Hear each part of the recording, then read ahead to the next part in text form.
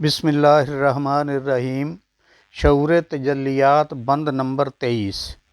لام لوب کی جس تن لاگے، خودی صورت کی سر سیں بھاگے۔ لا الہ کر آپ گنواوے، الا اللہ کو پرگٹ پاوے۔ دوئی ہری ہر آپ سماوے، جب الا اللہ کو پرگٹ پاوے۔ دوئی صورت کی بات بگاڑی، راجا سیتی کیا بھکاری۔ آس صورت کی سرسیں کھووے، سیج پیا کی چڑھ سکھ سووے۔ لا الہ کا کرت بیانہ، الا اللہ پر مارے ٹھانا۔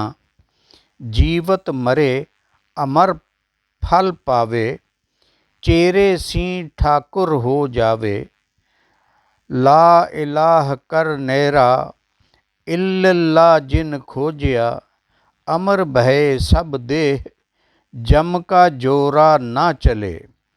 لا الہ جن کھوجیا، الا اللہ کا گاؤں۔ ہادی اوتھے رم رہے، جتھے ناؤں نہ تھاؤں۔ ترجمہ: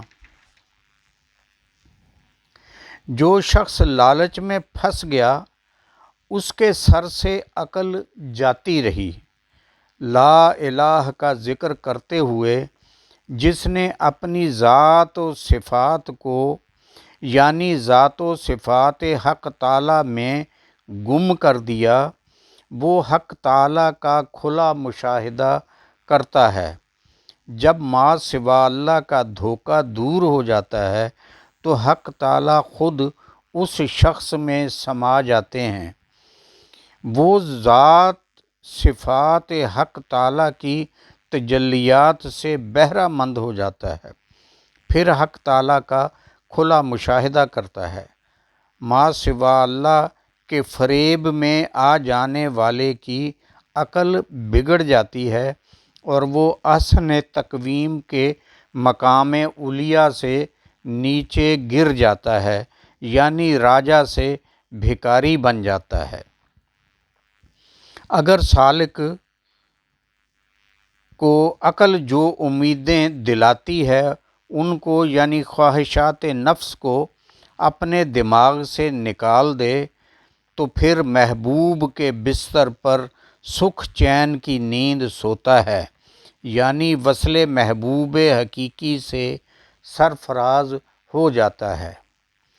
راہ سلوک میں وصال محبوب حقیقی کے سودے میں سالک لا الہ کے ذکر کا بیانہ دے کر الا اللہ کی منزل مطلوب پر ٹھکانہ بنا لیتا ہے۔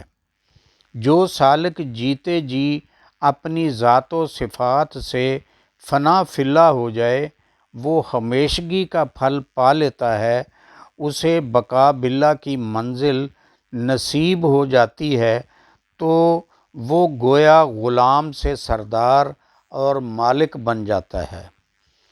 لا الہ یعنی نفی کے ذکر کا نور لے کر جس نے الا اللہ یعنی اثبات کو ڈھونڈ نکالا، یعنی معرفت حق حاصل کر لی، معرفت اسماء و صفات حق پا لی، اس کا تن من امر ہو گیا، اس پر موت کے فرشتے کا زور بھی نہیں چلتا۔ نفی اثبات کے ذکر سے جس نے مقام ذات حق یعنی لا الہ الا اللہ کا گاؤں جاننے کی کوشش کی، وہ ناکام رہا، کیونکہ حق تعالیٰ کا مقام لامکاں ہے۔ جہاں وہ رہتا ہے اس کا نہ نام ہے نہ متعین ٹھکانہ ہے۔